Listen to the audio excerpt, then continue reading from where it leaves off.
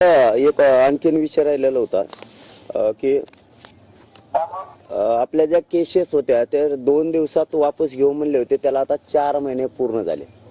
2 दिवसात आंतरवालीच्या सरसकट गुन्हे मागे घेऊ म्हणून सांगितलं होतं आणि 1 महिन्यात महाराष्ट्रातले घेऊ म्हणून सांगितलं होतं. जिथं काय घटना घडल्यात ज्या आम्ही त्यांचं समर्थन कधी केलेलंच नाही, परंतु तुमच्याच कडून शब्द आलेले आहेत आणि गृहमंत्री महोदयांनी सांगितलं होतं की निष्पाप लोकांवरती हल्ला झालाय आणि याला साक्षीदार स्वतः महाजन साहेब आहेत. त्यातला एकही गुन्हा आणखीन मागे झालेला नाही, उलट आमचेच लोक अटक केले गेले विनाकारण. बीड मधले काय उदाहरण असे तुम्हाला जर समोर आता असं पटणार नसेल तर समोर उभा करायचे असले तर काही लोक पुण्याला असतानाही इकडे नाव घेऊन अटक केलेले. काही विद्यार्थी बीड मधले ते मेस बंद झालते त्या दिवशी त्या घोळामुळे गोंधळामुळे, त्या म्हणून मेस बघायला गेले होते, ते पोरं सुद्धा शिक्षणात असताना मध्ये टाकलेत. असे निष्पाप लोकांवरती विनाकारण गुन्हे, हे 2 मुद्दे केसेस आणखीन एकही मागे घेतलेले नाही. 2 दिवसाच्या आत ते वापस घेऊ असं सांगितलेलं होतं. मी सांगतो ज्या शब्दावर जो शब्द दिलाय त्याच्यावर मी आजही कायम आहे, गृहमंत्री कायम आहेत आणि मला वाटतं त्याची काहीतरी प्रोसेस सुरू झालेली आहे आणि माणसं धरायची कायदेशीर जी काही बाबी आहेत त्या सर्व तातडीने मी करायला लावतो. ज्यांनी आंदोलनामध्ये लोकशाही मार्गाने आंदोलन केलं ते निष्पाप आहे, त्यांचा सहभाग नाही, त्यांच्यावर कुठलीही कारवाई होणार नाही आणि त्यांना कुठलाही त्रास होणार नाही. पुन्हा मी त्या सूचना संबंधितांना देतो. नाही साहेब, ते प्रोसेस तुम्ही ती सुरू नाही, काही नाही, 2-2, 3-3 महिने थोडीच प्रोसेस लागते. आमचे लोक उठल्याची प्रोसेस चालू केली यांनी. पहिलं आंदोलन झालं त्याच्यातलं ना, हो आंदोलनच्या अगोदरचं झालं त्याच्यामध्ये अंतरावरीतलं त्याच्यातून तातडीने आणि मला वाटतं आपल्या काही लोकांना बोलून त्याचे स्टेटमेंट पण चालू आहे घेण्याचे. मग काय बोलतो तात्काळ 4-4 महिने स्टेटमेंट घेते का? हे आमचे लोक उचलून टाकायला लागलेत मध्ये. आमच्याच लोकांनी मार खाल्ला ना, आमच्याच लोक कसं काय मध्ये टाकतात?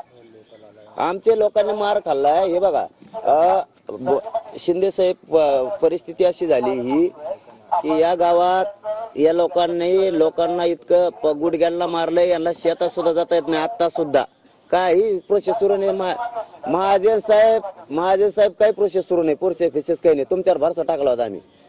एक प्रोसेस तुम्ही मला इथून माघार गेलं की दाखवतो यांना. तुम्ही सांगितलं होतं इथून माघार गेलं की दाखवतो यांना, माघार घ्यायला होतो. तुम्ही गेलेले 1 महिना झाला. असल्या कसल्या सूचना आमचे पुरे लोक मध्ये टाकल्यावर आहेत का सूचना तुमच्या?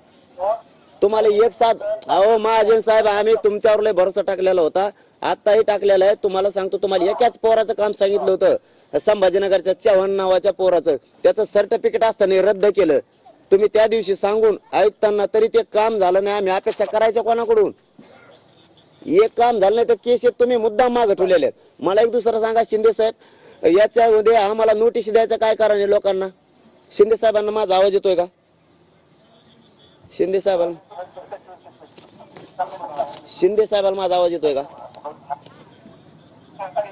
आता जसे शिंदे साहेब मला बोलत होते की याच्यामध्ये एक दुसरा पर्याय लवकरचा जो आहे, काही एक प्रोसेस प्रमाणे आपल्याला करावं लागतं. दुसरं त्याच्यामध्ये एक त्यांनी मला सुचवलंय की जे आपले डीजीपी डिस्ट्रिक्ट गव्हर्नमेंट लीडर त्यांनी एकदा याच्यामध्ये याचा सहभाग आढळून येत नाही असं एकदा हे केलं, निष्पन्न झालं की वैध नाही, ही प्रक्रिया आपल्याला करता येते असं मला सांगितलं. तर त्या पद्धतीने पण जाऊ आपण, दोन्ही पद्धतीने जाऊ. 4 महिने पण त्याला 4 महिने शिंदे साहेब लागत नाहीत.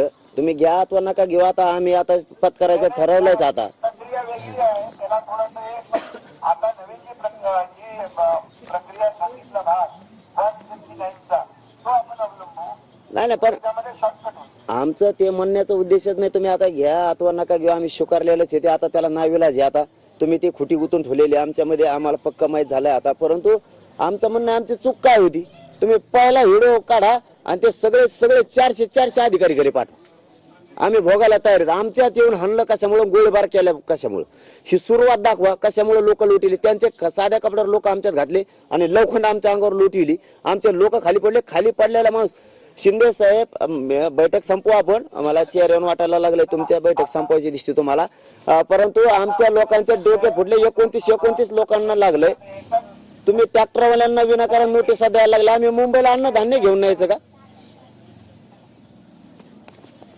नाही, एक मिनिट,